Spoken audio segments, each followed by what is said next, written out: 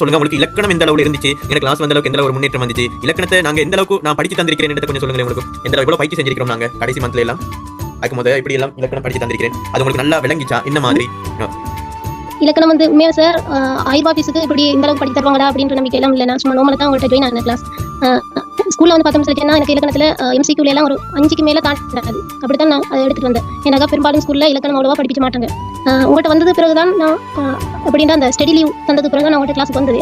அதில் சார் மட்டும் கேட்டு தெரிஞ்சு கேளாத அந்த டைம் அதாவது நான் என்ன செஞ்சேன்னா பாஸ்கத்தில் நீங்கள் படிச்சு தரக்கூடிய அந்த இலக்கணத்தை செஞ்சு பார்த்து திருத்தி பார்த்தேன். உங்கள்கிட்ட வந்து ஃபர்ஸ்ட் கிளாஸ்லேயே செஞ்சு பார்த்தேன். இதில் ஒரு 20க்கு 15 வந்துருந்துச்சு. அப்படித்தான் செஞ்சு பழகுனேன். உங்களுக்கு கடைசி நீங்க 20 எடுத்தீங்க தானே? கடைசி ஒரு எக்ஸாம் இல்ல, நீங்க 20 எடுக்கக்கூடிய நிலைமைக்கு வந்தீங்க கடைசியில் இலக்கணத்துக்கு 19 18 அப்படி நிலைமைக்கு வந்தீங்க, ரைட்? அதனால உங்களுக்கு லேசா 3 எடுத்து தமிழ் பாடத்துல 3, அதாவது தமிழ் பாடத்துல